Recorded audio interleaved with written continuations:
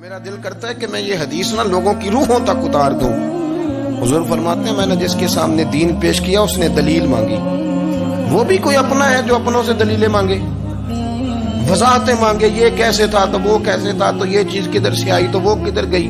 آپ اپنوں سے دلیلیں مانگ رہے ہیں، آپ اپنوں کو کٹہروں میں کھڑا کیا ہے۔ حضور یہ نہیں فرماتے کہ دلیل تھی کوئی نہیں، فرمایا جس نے مانگی میں نے دی دلیل، اور لوگ دلیل دیکھ کے مسلمان ہوئے۔ حضور فرماتے ہیں لوگوں سنو یہ میرا ابو بکر ہے، میں نے اسے کہا کلمہ پڑھ لے، اس نے دلیل ہی کوئی نہیں مانگی، فوراً ہی کلمہ پڑھ کے مسلمان۔ یہ احساس ہے، یہاں تو تھک گئے لوگ اپنوں کو دلیلیں دیتے، وہ جی ویسے کیسے تھا تو ایک بندہ یہ کہہ رہا تھا تو دوسرا کہنے دے جو دنیا کہتی ہے، تو اپنی بات کر، تو بتا تو کیا کہتا ہے، اپنی رائے بیان کر، تیرا نظریہ کیا ہے، تیرا ذوق کیا، تو چھوڑ لوگ کیا کہتے ہیں، اپنی بات کر۔ اگر ابو بکر صدیق لوگوں کے کہنوں پہ چلتے تو مکہ تو سارا کچھ اور کہہ رہا تھا، اس وقت تو کچھ تھا ہی نہیں جو کہتا کہ نہیں تو ٹھیک چل رہا ہے، دنیا ساری کچھ اور کہہ رہی تھی، لیکن صدیق اکبر کہہ رہے تھے نہیں نہیں، سچ وہ ہے جو مدینے والے رسول فرماتے ہیں، سچ وہ ہے جو میرے آقا نے فرمایا۔ زندگی میں انہوں نے بتایا لوگوں کو کہ دین کا مزہ لینا ہے تو پھر ذرا غلامی کر کے آتا ہے، پھر ذرا پورا پیار کر کے آتا ہے، پھر پوری محبت دے کے پھر غلامی کا مزہ۔ حضرت اسماء بنت ابی بکر صدیق فرماتی ہیں کہ نبی پاک صلی اللہ تعالی علیہ وسلم نہ حرم شریف میں داخل ہوئے، ایام مکہ میں، مکے کے دن تھے، حضور حرم مکہ میں داخل ہوئے، کافروں نے، ابو جہل نے پہلے سے سازش کی ہوئی تھی۔ جیسے ہی حضور اندر داخل ہوئے تو شور کرنے لگا، کہنے لگا یہ تمہارے بتوں کو برا کہتے ہیں اور تمہیں شرم نہیں آتی، یہ تمہارے معبودوں کو گالی دیتے ہیں، معذرت برا کہتے ہیں، میں خیال نہیں آتا۔ لوگوں کو اشتعال دینے لگا، لوگ مختلف جگہوں سے اکٹھے ہو کے حضور کے گرد جمع ہو گئے۔ آپ نے کہا ہے کہ بت چھوٹے، حضور فرمانے لگے کہا ہے۔ آپ نے کہا ہے کہ یہ کچھ نہیں کر سکتے، فرمایا کہا ہے۔ آپ نے کہا ہے یہ کوئی نفع نقصان نہیں دیتے، حضور فرمانے لگے کہا ہے۔ رسول کائنات صلی اللہ علیہ وسلم سے جو سوال پوچھا حضور نے بیان کیا، چاروں جانب سے وہ نبی کریم پر ٹوٹ پڑے، مارنے لگے۔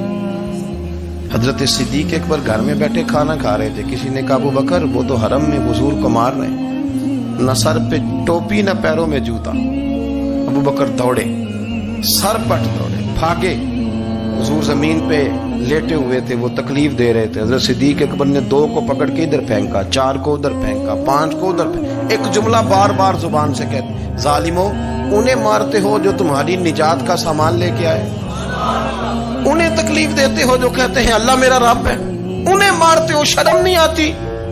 اب انہوں نے حضور کو چھوڑ کے تو جناب صدیق اکبر کو مارنا شروع کیا۔ حضرت صدیق اکبر، عقبہ بن ابی معیط، عتبہ عتیبہ، ان کے ہاتھوں میں جوتے تھے۔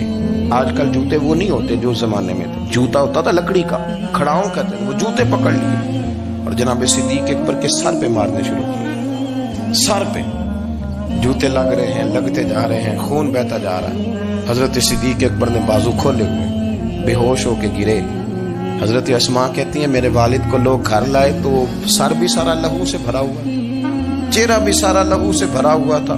عشق تے اگ دوویں ایک برابر، عشق تے اگ دوویں، عشق تے اگ دوویں ایک برابر، پر عشق دا سیک بدھیرا، اگ تے ساڑے ککھ تے کانے، عشق ساڑے تن میرا، اگ دا دارو میہ تے پانی، کوئی دسے ہاں بھلا عشق دا دارو کیڑا، سجنا اتھے کچھ نہیں بچتا جتھے عشق ہوراں دا ڈیرا۔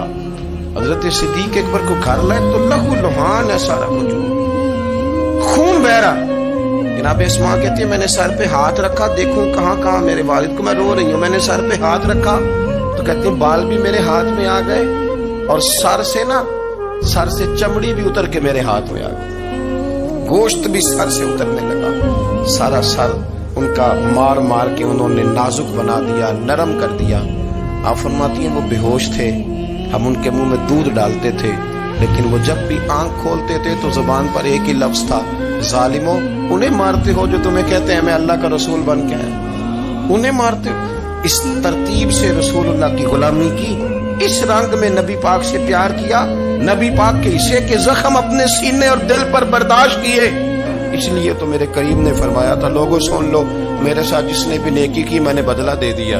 میں نے ابو بکر کو نہیں دیا.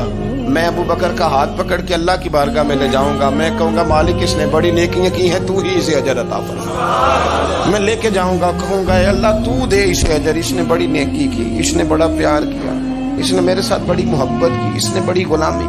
میرا دل کرتا ہے کہ میں یہ حدیث نہ لوگوں کی روحوں تک اتار دوں. حضور فرماتے ہیں میں نے جس کے سامنے دین پیش کیا اس نے دلیل مانگی. وہ بھی کوئی اپنا ہے جو اپنوں سے دلیلیں مانگے, وضاحتیں مانگے, یہ کیسے تھا تو وہ کیسے تھا, تو یہ چیز کدھر سے آئی تو وہ کدھر گئی. آپ اپنوں سے دلیلیں مانگ رہے ہیں, آپ اپنوں سے